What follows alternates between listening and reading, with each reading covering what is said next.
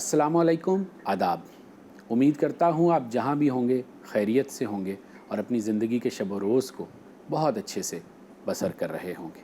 जैसा कि आप जानते हैं कि चाय ख़ाने में हम ऐसी शख्सियात को मदऊ करते हैं जिन्होंने फ़नून लतीफ़ा के किसी एक शोबे में या एक से ज़्यादा शोबों में खिदमात अंजाम दी होती हैं और जद्दोजहद की होती।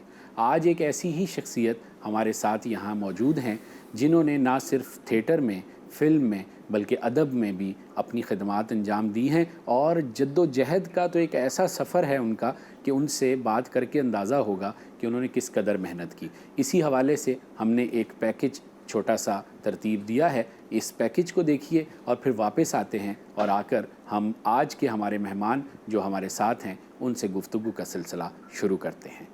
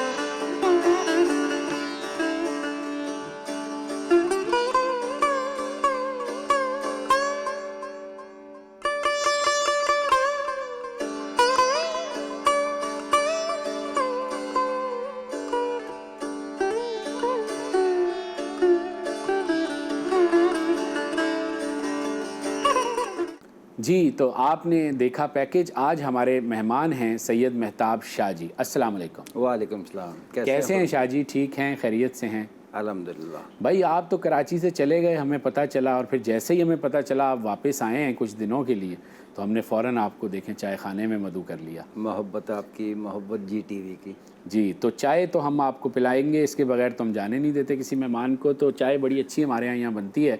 तो आप क्या पीते हैं? दूध पत्ती पियेंगे, चीनी कम ज़्यादा, कैसे? उस चाय को चाह में डालिए जिस चाय में चाह न हो। वाह, तो आपकी चाह ही क्या बात चाहत है भाई। तो अच्छी सी 2 दूध पत्ती बनाइए। आज शाह जी आए हैं बहुत दूर से, बालाकोट से, और ये चाय पी के जब जाएं तो आपको याद करें। ठीक है, अच्छा जी, अब ये बताएं इन दिनों आप कैसे कराची में मौजूद हैं? बेसिकली जो है वो ये महीना जो है ऐसा है कि अब सर्दियाँ शुरू हो गई हैं वहाँ पे। जी। तो मैं जब से कराची से गया हूँ तो मौसम बड़ा खुशगवार था, अच्छा मौसम था। तो उसमें कलम और कागज़ जो है वो लेके मैं अपनी पुरानी यादें ताज़ा करने के लिए उन पहाड़ों पे निकल गया था कुछ दिन के लिए। क्या कोई बायोग्राफी लिख रहे हैं? मैं हिंदको का जैसे अफसाना आसानी मजमुआ आया था मेहताबियाँ, तो एक कमी और रह गई थी हिंद को नावल की। अच्छा, तो मैं उसे कंप्लीट आजकल यानी आप हिंद को नावल लिख रहे हैं, यानी हिंद को ज़बान में। जी जी जी। बिल्कुल ठीक है। और तो आप इन दिनों मुझे पता चला कि आपकी जो टेली फिल्म जो बहुत मशहूर हुई थी चाची जुल कराची, जिसके आप प्रोड्यूसर भी थे और आपने मेन लीड भी उसमें प्ले किया था रोल, तो उसकी दोबारा नुमाइश के लिए भी आप यहाँ कोशिश कर रहे हैं? जी खुरम भाई, एक्चुअली ऐसा है कि ये पाकिस्तान की तारीख़ की पहली हिंद को टेली फिल्म है। पहली फिल्म तो वो जैसे एज़ यू नो कतील शफ़ाई साहब ने बनाई थी, किस्सा खानी जी। लेकिन चूँकि वो सियासत की नज़र होगी, उसे ऑन एयर नहीं आने दिया गया। अच्छा। When I was student of 5th class, अच्छा, तो मैंने पढ़ा था और साथ ये भी पढ़ा था कि शायद मैं सही हूँ या गलत, लेकिन मुझे जो याद आ रहा है, जहाँ में उससा मुनाफिक नहीं कोई कतील, जो जुल्म तो सहता है बगावत नहीं करता। तो 5वीं 6ठी क्लास का ये जो स्टूडेंट था, इसने जब ये देखा और पढ़ा कि उस फिल्म को जानबूझ के रोका गया है और वो सिनेमा तक नहीं पहुंचने दी गई, तो मेरे ख्याल से आप बहुत अच्छी तरह जानते हैं पाकिस्तानी लॉलीवुड, हॉलीवुड, बॉलीवुड के मुतालिक खुरम सुहैल से अच्छी गुफ्तगू भी कोई नहीं करता। बहुत मोहब्बत। तो आप जानते हैं कि किस्सा खानी का आपके पास मेरे ख्याल से कोई रिकॉर्ड भी नहीं होगा, कोई प्रिंट भी नहीं होगा, कोई तस्वीरें भी नहीं होंगी। बिल्कुल। तो सफ़ा हस्ती से मिटाने की लोगों ने कोशिश की हिंद को। वो जब पढ़ा तो असातिज़ा से डिस्कस किया, असातिज़ा ने जो है वो डांटा बजाय अप्रिशिएट करने के। You belong to Syed family and what you want, what are you doing, ये उसकी कुछ मीनिंग थी। उन्होंने घर पे शिकायत कर दी कि भाई आप सैयद लोग हैं और आपका बच्चा क्या करने जा रहा है, कहाँ जा रहा है। तो as you know amoeba never died जी, वो अंदर ही रहता है लेकिन फलता फूलता है। फिर उसके बाद जब मैट्रिक तक पहुँचे, बज़्म अदब हुआ करता था जी, जिससे स्टूडेंट को जो है बहुत कुछ सीखने को मिलता था। जी। मैट्रिक किया, उसके बाद कराची आ गए। जब कराची अच्छा, आपकी पैदाइश तो कराची की है? जी जी कराची, लेकिन तालीम आपकी मैट्रिक तक बालाकोट में? महमूदाबाद का इब्राहिम अली भाई जो थे, जी, पहली दूसरी यहाँ पढ़ी। पढ़ी। फिर वापस जब गांव जाना हुआ तो गांव वालों ने जो है दाखिल नहीं किया कि उम्र बहुत कम है। तो वो 67 की उम्र होने के बावजूद 65 लिखवानी पड़ी। अच्छा, कि बहुत छोटे हैं और अभी ये है कुछ उस वक्त होगी पॉलिसी एजुकेशन वालों की। ठीक। तो फिर जो है 2 क्लासें यहाँ पढ़ी थी, उन 2 क्लासों को वहाँ रिपीट किया। ठीक। फिर जो आबाई गांव है मेरा बिसियाँ, जी, प्राइमरी वहाँ पढ़ी, मिडल जो है शोहाल मेजुल्ला बालाकोट से, और मैट्रिक जो है गड़िया बेउल्ला से किया 83 में। ठीक है। जी जी। सही। तो आपने, चलें अब जो कि बात इधर से निकल आई है, तो ये फ़िल्म फिर आपने कैसे बनाई और कैसे इसको रिलीज़ किया? और टेली फिल्म होते हुए इसको पाकिस्तान सेंसर बोर्ड की सर्टिफिकेशन मिली और बहुत ज़्यादा ये फ़िल्म चली भी। मुझे अच्छी तरह याद है कि मेरा जो ज़माना तालिब इल्मी था, मैंने ये फ़िल्म का पोस्टर देखा और सुना इसके बारे में। ये बहुत हिंदको ज़बान में होते हुए एक मशहूर और बड़ी मज़ेदार फ़िल्म साबित हुई। तो ये कैसे आपने किया? देखें जैसे मेरे ख्याल से ये छोटा बच्चा हमारा चाय बना रहा है, भाई साहब कैमरे पे बैठे हुए हैं, दूसरे टेक्निकल लोग जो हैं वो अपना काम कर रहे हैं।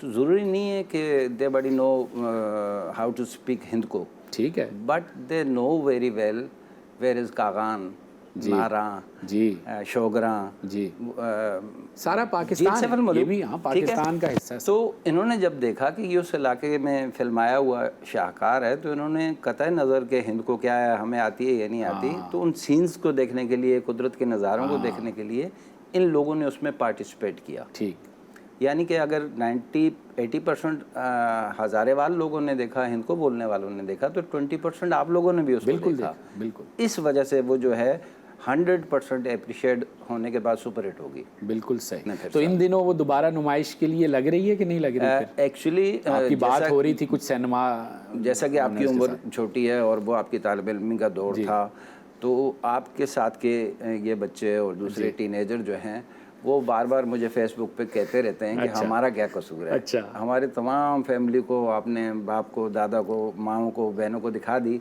तो हमें भी तो दिखाइए। अच्छा। तो उनकी मोहब्बत में जाहिर सी बात है कि मैंने उनको एजुकेट करना चाहा था। अच्छा। कि हिंद को भी है और ये सही है, अपनी मादरी ज़बान की शऊर होना चाहिए, कल्चर है और बड़ा रिच कल्चर है। तो फिर क्या अच्छे अच्छे शोरा और अदीब जो है वो हिंद को पस मंज़र के साथ हम देखते हैं, कतील शफ़ाई हों चाहे मुनीर न्याज़ी हों, कैसे बड़े बड़े नाम हैं जी। तो फिर उनसे मैंने वादा किया, मैंने कहा मैं कराची आऊँगा और कोशिश करूँगा कि इसको मैं किसी अच्छे सिनेमा पे दिखाऊँ। लेकिन शुमी किस्मत कह लीजिए कि हमारे यहाँ SOPs का ख्याल नहीं रखा जाता, जिसकी वजह से आए दिन रिपोर्टिंग जो है वो आती जाती है, जिसकी वजह से जो है फैमिलियाँ अब वो कतराना शुरू हो गई हैं थिएटर वगैरह से या ये मकामी सिनेमा। तो मैंने खुद जाके 2-3 फिल्में देखी ताकि मैं देखूं तो सही ये वही सिनेमा है जो बचपन से हम देखते आ रहे हैं। तो क्या फ़र्क महसूस किया आपने? 99 का और 9 का। अच्छा, इतना फ़र्क आ गया। यानी इसका मतलब है जो मल्टीप्लेक्स और सिनीप्लेक्स बने वो ठीक हैं फिर किसी हद तक, बहुत अच्छे हैं, क्योंकि वो अब वो सिनेमा घर जो पुराने रिवायती होते थे उसमें जाना फैमिलीज़ का और फिल्म देखना वो कल्चर शायद नहीं रहा, माहौल नहीं, और यही सिनेमा जो है हमारे रिवाइवल में अहम किरदार अदा करेगा। बिल्कुल ठीक है। अच्छा, इस फिल्म की कामयाबी के बाद आपको ख्याल नहीं आया कि मैं कोई और फिल्म बनाऊं? ख्याल तो बहुत आए फिर, लेकिन अच्छी चीज़, साफ़ सुथरी चीज़ और वो चीज़ जो आपने पसंद कर ली चीज़ हो तो उससे भी फिर अच्छी हो, उससे फिर बुरी चीज़ ना हो, उससे लो लेवल की ना तो हो। शायद फंड्स की अदम दस्तयाबी भी वजह होगी। फंड की भी अदम दस्तयाबी थी, और कुछ लोगों का कबूल करने में भी उसको टाइम लगा। काम तो आपने अच्छा किया है, ठीक है। लेकिन करना नहीं चाहिए था। Because you are Syed.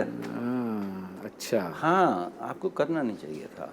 हालांकि मैंने इनको एक्सेप्ट करने के लिए एक नया फार्मूला इस फिल्म में रखा था। आपने बॉली लॉली हॉली सब कुछ किया, किसी भी फिल्म में आज तक बिस्मिल्लाहिर्रहमानिर्रहीम लिखा हुआ है? नहीं।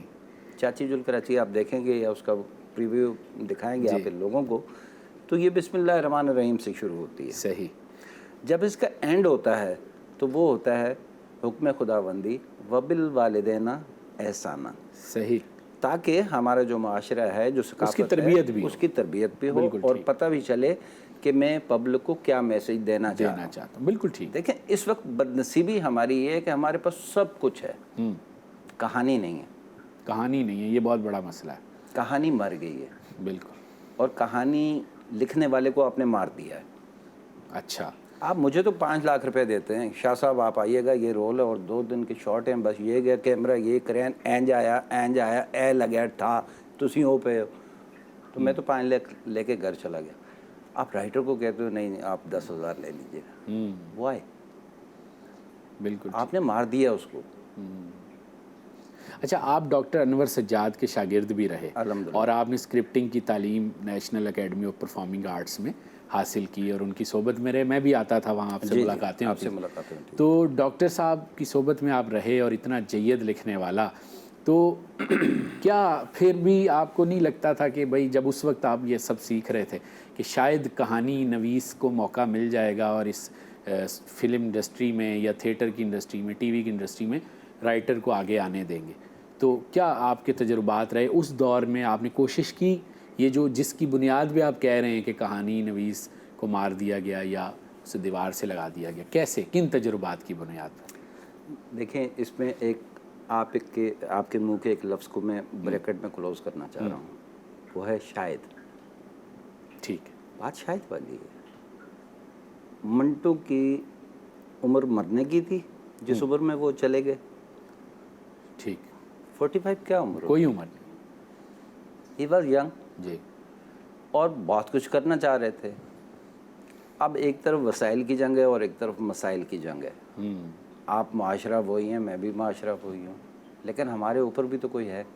सही, बिल्कुल ठीक। यानी जिन लोगों को हाथ पकड़ना चाहिए था और जो जिनके पास वसाइल थे और जिनका ये काम था, उन्होंने उस तरह से अपना किरदार करना चाहिए था उनको। ये मार रहे हैं। यानी जो इस वक्त हमारा मौजूदा निज़ाम है, आप कह रहे हैं कि उसकी वजह से राइटर मरा। वो किलर है हमारा। वो मंजर इमाम का किलर है, वो फातिमा सुरिया बजिया का किलर है, वो हसीना मोइन का किलर है। ठीक। वो सब क्यों नहीं आ रही आज? हसीना सुरिया क्यों नहीं आ रही? फातिमा क्यों नहीं आ रही? आज अनवर मकसूद को अल्लाह ताला लंबी ज़िंदगी दे, चले जाते हैं, तो कहाँ से लाएंगे आप अनवर? बिल्कुल। अनवर मकसूद ही तो हैं जो थिएटर पे जो है वो सब कुछ कह सकते हैं, जो आप, मैं, दूसरा कमर खलील, ये कोई भी नहीं कह सकता। कोई भी नहीं कह सकता। दूसरे दिन कहेंगे, अगर उस दौर में कहते तो ये बोरियों में पैक हो जाते। लेकिन अनवर मकसूद ने इस चीज़ को नहीं देखा कि मुझे कोई ये कर देगा, बोरी में पैक कर देगा, ये कर देगा। वो लिखते रहे, वो लिखते हैं। बिल्कुल ठीक। नहीं, बिल्कुल ठीक। माशरे का जबर जो है वो लिखने वालों ने सहा और सह रहे हैं, ये आपका कहना है और बहुत हद तक ये बात ठीक है। एक छोटा सा वक्फा हम लेते हैं। आपको अच्छी सी चाय हमारी तैयार हो गई है, वो पिलाते हैं। और नाजरीन, आप भी अपनी चाय तैयार कीजिए और जल्दी से वापस आ जाइए और वापस आके हम सैयद मेहताब शाह जी से गुफ्तगू का सिलसिला यहीं से शुरू करते हैं।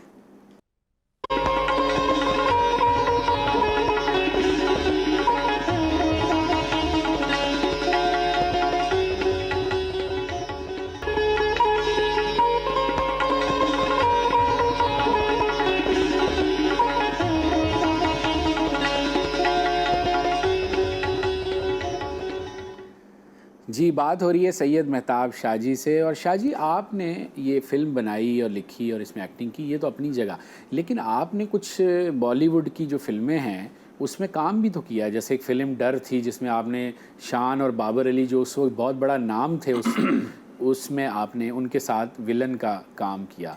तो ये सिलसिला कैसे बढ़ा? आप लाहौर की इंडस्ट्री, अभी आपने मिसाल भी दी थी, मुझे बड़ा अच्छा लगा वो स्टाइल आपने बताया, वैसा ही है एक ज़माने में फ़िल्में ऐसे बनती रही हैं। तो ये तजर्बा कैसा रहा काम करके और सब देख के? बेसिकली अल्लाह गरी के रहमत फरमाए परवेज़ राना साहब को जी, वो फिल्म बना रहे थे डर, शुक्रिया। और उन्होंने डॉन के मरकज़ी किरदार के लिए नदीम बेग साहब को साइन किया। ठीक है। इनकी कोई मसरूफियत थी, अच्छा। और एन मौके पे इनका तमाम जो है वो सारा स्टाफ कराची पहुंचाया, ठीक है। और बेग साहब नहीं पहुंच पाए। शुक्रिया। अच्छा।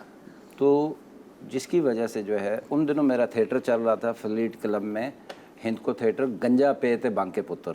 अच्छा, गंजा गंजा पे पे। गंजा बाप, अच्छा, बांके पुत्र यानी कि वो शहजादे पुत्र। शहजादे पुत्र तो उन दिनों मेरा थिएटर चल रहा था, ये लें, तो शक्कर लें। अच्छा, किसी ने जो है मेरा नाम उनके आगे रखा अच्छा। कि जी इस तरह का वो चेहरा है। और जब क्लीन शेव थे तो लोगों ने इस्माइल शाह कहते थे, जब उन्होंने मूछें रखी तो लोगों ने नसीरुद्दीन शाह कहने लगे। अच्छा। आजकल लोग उन्हें अयूब खोसो कहते हैं। अच्छा। जबकि उनका नाम मेहताब शाह है। अच्छा। वो अकरी किथे तू, और लिया फड़ के, अच्छा। वो फड़ के ले गए, और कार्ल्टन होटल में ठहरे हुए थे, शान साहब भी थे, दूसरे भी बैठे हुए थे। अच्छा। मैं जैसे ही इंटर हुआ तो वो सानू मिल गया डॉन, पैसे दो जी, इन्होंने पैसे दो। अच्छा। कल तो शूटिंग शुरू। अच्छा। एक ये इस तरह का एक इत्तेफाक हुआ। जी, तो जी। कैसा तजर्बा रहा शान और बाबर अली के साथ काम करने का आपको? कैसे हैं वो कुलीग, कैसे हैं अदाकार? तो वो जैसे हैं हम सबको पता है। देखें,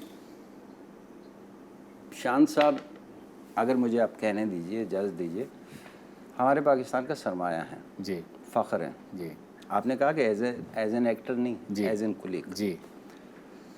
बड़े बाप का बेटा ज़रूरी नहीं है कि बड़ा हो, सही, बिल्कुल ठीक। लेकिन वो बाप से भी उत्तम हैं अच्छा। इंसानियत के हवाले से। अच्छा। आप यकीन जानिए कि मैंने उन्हें बिल्कुल सही कह दिया था कि 35 का मेरा कोई तजर्बा नहीं है। हाँ, टेलीविज़न का तजर्बा है और थिएटर का तजर्बा है मेरा, ठीक है। लेकिन 35 का मेरा कोई तजर्बा नहीं है। जब पहला सीन होने जा रहा है, पहला सीन मैं समझा कि ये जिस तरह हमारे टीवी पे रिहर्सल वगैरह होती है, सीआर होती है, सीआर होगी, तो उधर से नारा लग गया, वाह, ओके, डन। तो इन्होंने मुझे गले लगा लिया। अच्छा। तो कह रहे हैं आपने मुझे झूठ बोला है। हो सकता है सुन रहे हो इस वक्त तो आपने झूठ बोला है, आप तो कर चुके हैं। नहीं, मैंने कहा नहीं, कि जो देव हैकल कैमरा है इसके सामने मैं फ़र्स्ट टाइम कर रहा हूँ। तो अप्रिशिएट किया उन्होंने। सही। फिर उन्होंने मेकअप मैन को बुलाया। हाँ। कहने लगे फिल्म के एंड तक डॉन का जो गेटअप है और मेकअप है ये मैं करूँगा, मेरे सिवा कोई नहीं करेगा। हाँ, मैंने एक पिक्चर भी देखी है, उसमें वो मेकअप कर रहे हैं आप। देखें आप, तो उससे उनकी मोहब्बत का अंदाज़ा होता है कि एक जूनियर आदमी को किस तरीके से वो अप्रिशिएट कर रहे हैं। सही। वो अपने बराबर में उसको, हालांकि मैं बहुत ज़्यादा नर्वस था, जाहिर बात। सामने शान है। जी, जी, हैं, और फिर अल्लाह की शान है कि अल्लाह ने उसको शान बनाया है। जी। तो उन्होंने फर्स्ट टाइम ही ऐसा किरदार अदा किया मेरे सामने कि वो मुझे यहाँ ले आए अपने लिए। बिल्कुल ठीक। फिर थोड़े दिनों बाद उन्होंने वो शाहजी वाला मेहताब शाह कहना छोड़ दिया और कैरेक्टर का नाम डैड, डैड। हाँ। तो वो फिर एंड तक डैड कह के मुझे यहाँ ले आए। वाह। तो ये उनका एक और बाबर अली के साथ भी आपका उस फिल्म में? बाबर अली चूँकि मेरे पड़ोस पे रहते थे। अच्छा। सामने, मैं महमूदाबाद में उस तरफ रहता था, ये एडमंड में रहते थे। अच्छा। और गुलिस्तान में पढ़ते थे ये। ठीक है। गुलिस्तान में मेरे भाई भी पढ़ते थे। अच्छा, तो यानी मोहल्लेदारी थी? हम मोहल्लेदारी थी, लेकिन मुझे जानते नहीं थे। अच्छा। जिन दिनों मैं थिएटर कर रहा था तो वहाँ भी एक कैरेक्टर था शी बॉय का, मैंने लिखा था, और मेरी ख्वाहिश थी कि ये मैं बाबर से कराऊंगा, क्योंकि उस वक्त बड़े अच्छे इनके बाल वगैरह थे और लुक बड़ा अच्छा था। तो मैं इनके घर पे गया, मैंने इनको स्क्रिप्ट दिया। उस वक्त शोबिज़ में नहीं आए थे ये। अच्छा। अच्छा। तो मैंने कहा मैं ये करना चाहता हूँ, अगर आप करना चाहें। इन्होंने स्क्रिप्ट रखा और फिर कहने लगे जी इजाज़त नहीं है इस वाले कैरेक्टर की। अच्छा। फिर उसके बाद अब वो कहाँ का ज़माना और कहाँ का ज़माना ये है, इसमें बेटे बन गए मेरे। क्या बात है। और कोऑपरेट नहीं कर रहे थे। क्यों? आप सुन रहे हैं बाबर भाई, आप प्राउड थे। और जबकि आप मेरे सगे बेटे थे और आपने कबूल नहीं किया था कि ये मेरे डैड हैं। तो बिकॉज आई वाज जूनियर। अच्छा, ठीक है, और जूनियर तो शान के लिए भी था मैं। हाँ नहीं, शान जाहिर बात है, लेकिन बिल्कुल शान ने फिर अल्लाह की शान से वो सही कुछ बात। जो सीखा हुआ था। और खैर, तो ये रहा सिलसिला। ये सिलसिला अच्छा, रहा। आपने एक बलोची फिल्म में भी काम किया, वो तजर्बा कैसा था और कैसे आप बलोची बोली आपने, बलोची ज़बान उसमें? नहीं, वो फिर उन्होंने डबिंग के लिए कहा था। अच्छा, क्योंकि वो बाल, जैसा कि मैंने एक बताया आपको, तो मेरे पास वो लोहे का कॉम्ब होता था और उससे मैं अपने बालों को वो करता था, क्लीन शेव होता था। तो उस वक्त तमाम लोग जो है मुझे बलोची समझते थे।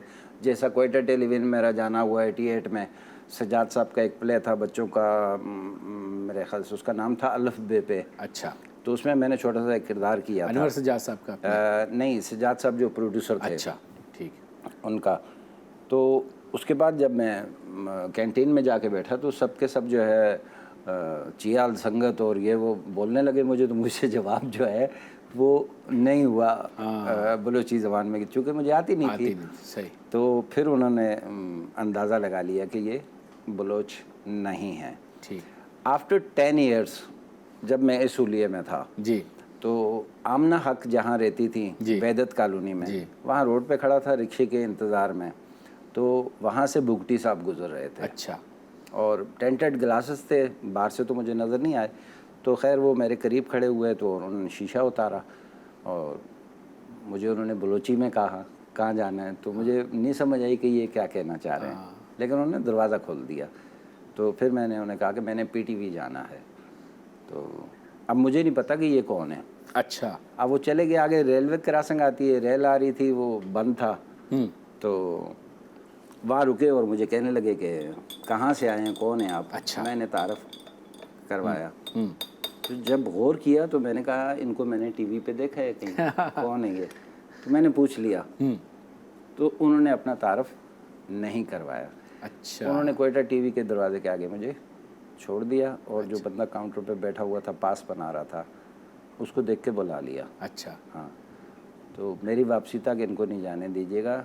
जब भी ये कहीं जाएं तो मुझे फ़ोन करके बताइएगा कि ये जाने वाले हैं, क्योंकि ये हमारे मेहमान हैं।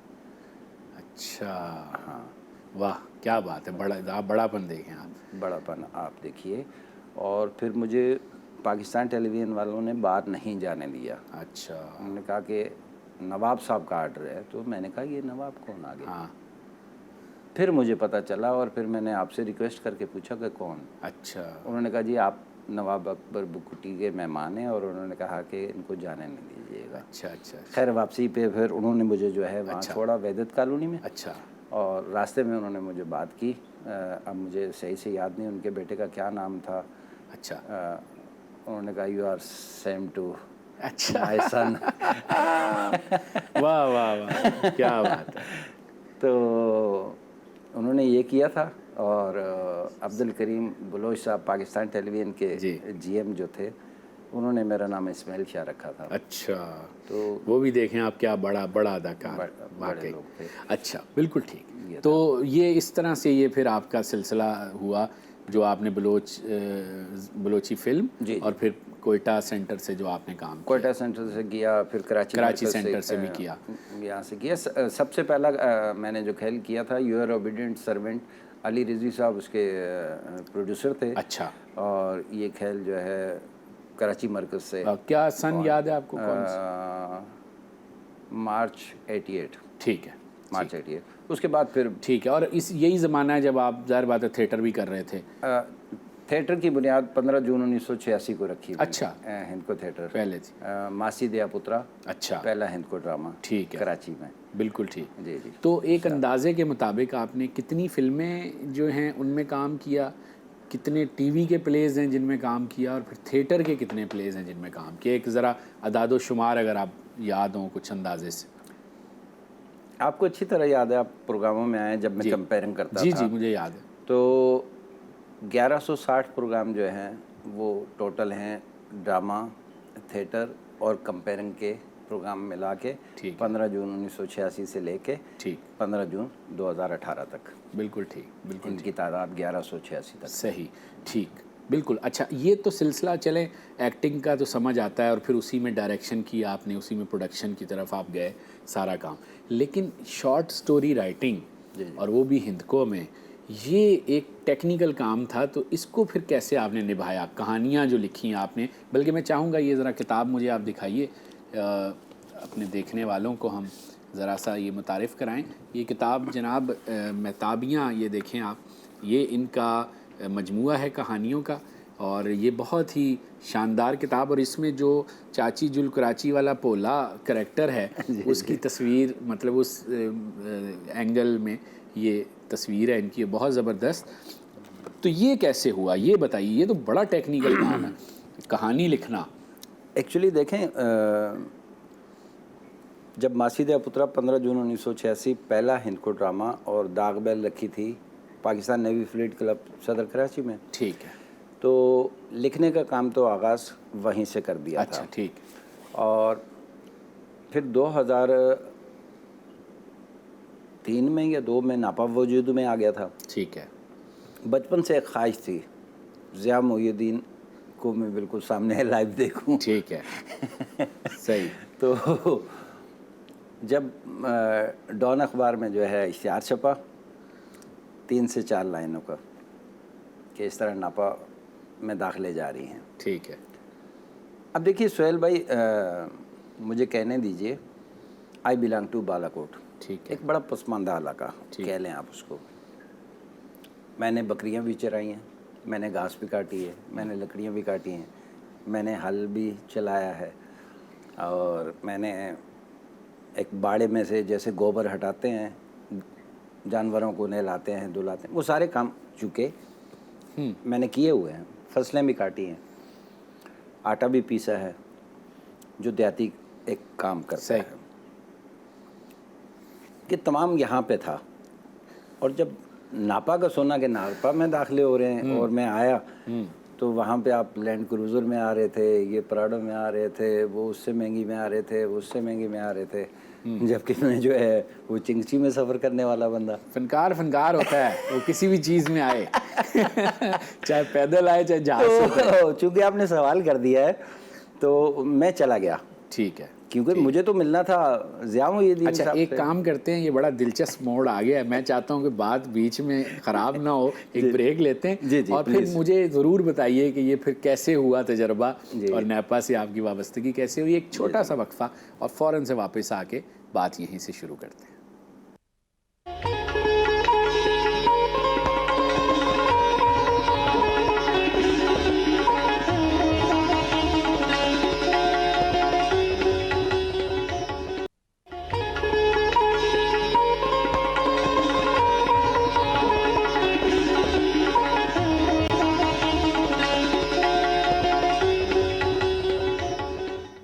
जी, बात हो रही है सैयद महताब शाहजी से, और शाहजी को बुलाने का मेरा मकसद एक शाहजी ये भी था कि मैं अपने देखने वालों को बता सकूं कि एक आम आदमी, बिल्कुल एक आम आदमी, जैसे मैं एक आम आदमी हूँ, आप एक आम आदमी हैं, ये हमारे भाई एक आम आदमी है, हम कोई जद्दी पुश्ती, कोई हमारी शोहरत नहीं है, ना ख़ानदानी वो है, वो कैसे स्ट्रगल करता है, कैसे वो अपने ख्वाबों की ताबीर पाता है, और उसकी ज़िंदगी उसके साथ क्या कुछ करती है, और फिर वो यहाँ तक पहुँचता है कि ये ताबीर है ना, ये महताबियाँ, ये ताबीर है, वो प्लेस ताबीर हैं। शान आपका मेकअप कर रहा है, ये ताबीर है। बेशक।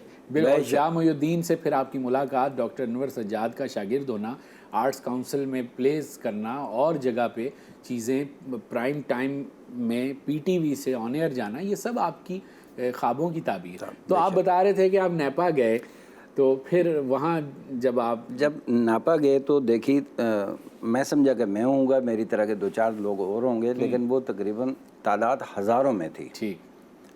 तो मुझे वही याद आ गया डायलॉग, मेरा नंबर कब आएगा। बिल्कुल ठीक। तो खैर वो मकाम आया, और उसके बाद जो है उन्होंने इस तरह का एक स्क्रिप्ट दे दिया। ठीक है। और उस पर ड्यूरेशन लिखा हुआ था ओनली 10 मिनट। अच्छा। और उसको डिवाइड किया हुआ था 3.5 मिनट, 3.5 मिनट और 3.5 मिनट। पहले आपने जो करना है वो स्क्रिप्ट जो उन्होंने दिया है वो बोलना है, फिर स्क्रिप्ट आपने अपना बोलना है, और तीसरे में आपने वो आदाब बजा लाने हैं जो थिएटर के होते हैं। ठीक। खैर, मरते क्या ना करते, किया।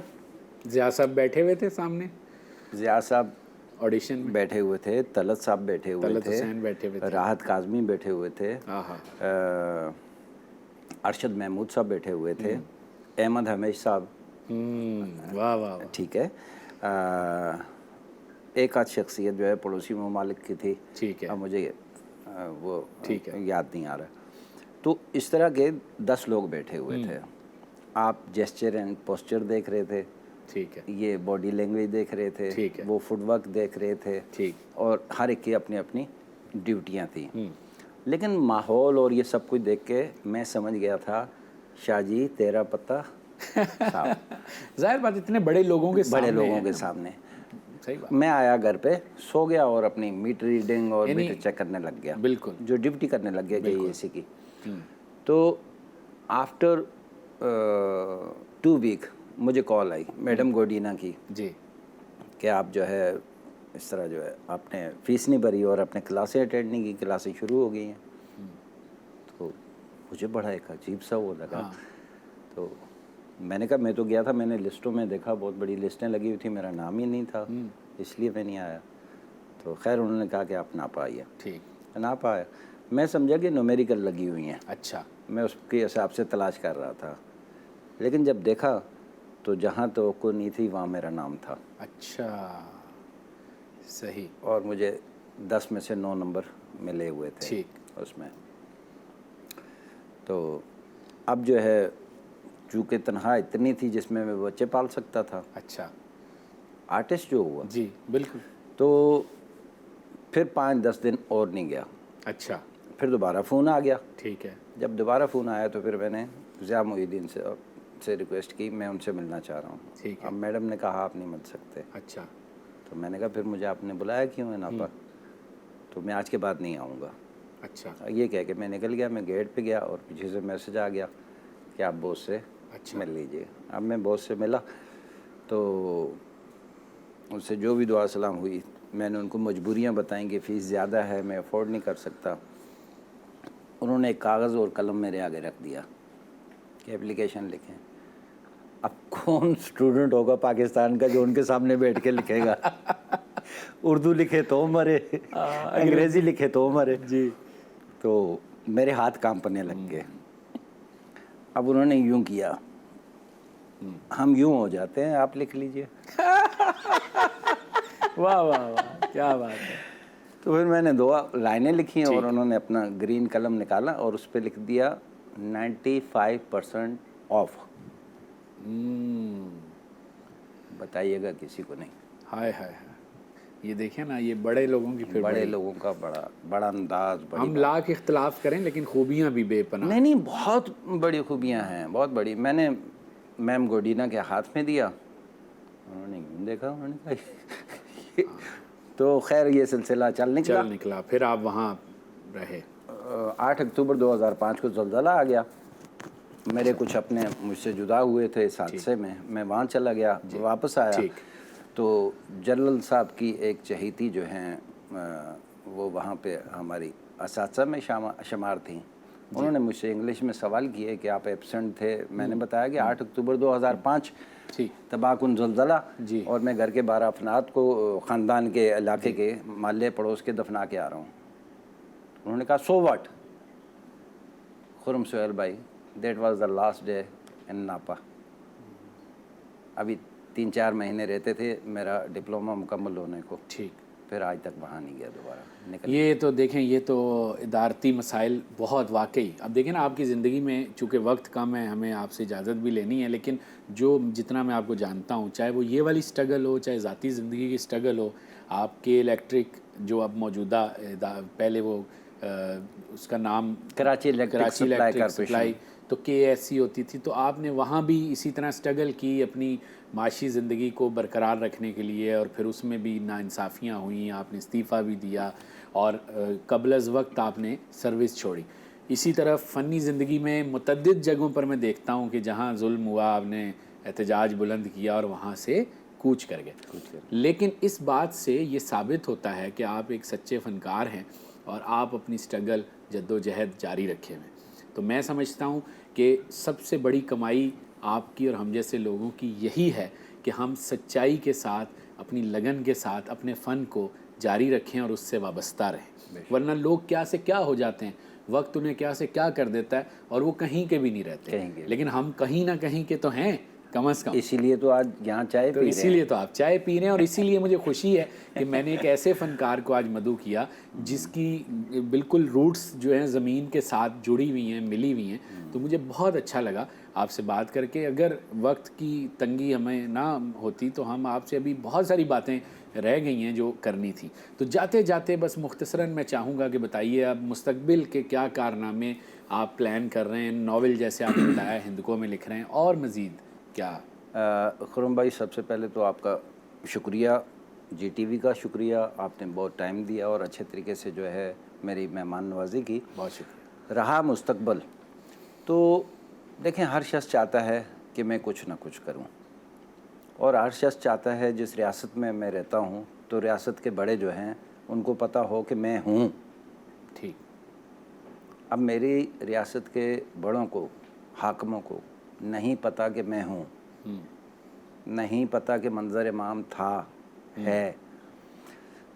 तो पहली तो रिक्वेस्ट उन तक पहुंचाऊंगा आपके कैमरे के थ्रू कि खुदारा कहानीकार को, मुजस्मा साज को, अदीब को, सुखनवर को, शायर को, टेक्नीशियंस को, कैमरामैन को, ये जो लोग हैं इनको मारिए मत, इनका ख्याल रखिए।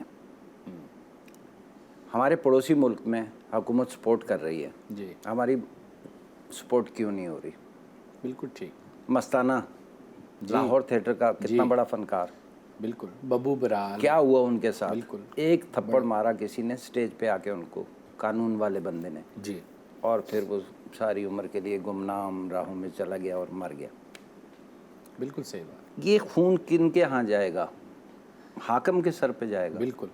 और मुझे ये भी कहने दीजिए कि हम तो जुल्म सह लेंगे, रूखी सूखी खा लेंगे, हम जैसे भी रूखी सूखी खा लेंगे, लेकिन रियासत मदीना के हाकिम से कल सवाल भी तो होंगे। बिल्कुल ठीक, बिल्कुल ठीक, सही बात। बिल्कुल शाह जी, बहुत शुक्रिया। और यकीनन सच्चा फ़नकार जो है वो पानी की तरह उसका काम जगह बना लेता है, और आप अपनी जद्दोजहद जारी रखे हुए हैं। हमारी दुआएं आपके साथ हैं।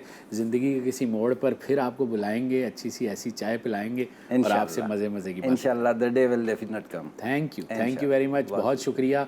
और नाजरीन, सच्चाई बहुत ज़रूरी है, लगन बहुत ज़रूरी है, ख्वाब देखते रहना बहुत ज़रूरी है। और अगर आप फ़नून लतीफ़ा के किसी भी शोबे से ताल्लुक़ रखते हैं, चाहे काम करते हैं या चाहे काम नहीं भी करते हैं और किसी और शोबे में काम करते हैं, सच्चाई को थामे रखिए, अपने अंदर की आवाज़ पे कान धरे रखिए और चलते रहिए, जद्दोजहद करते रहिए। कामयाबी आपकी मंजिल होगी और ताबीर आपका नसीब होगी। अपना बहुत ख्याल रखिएगा।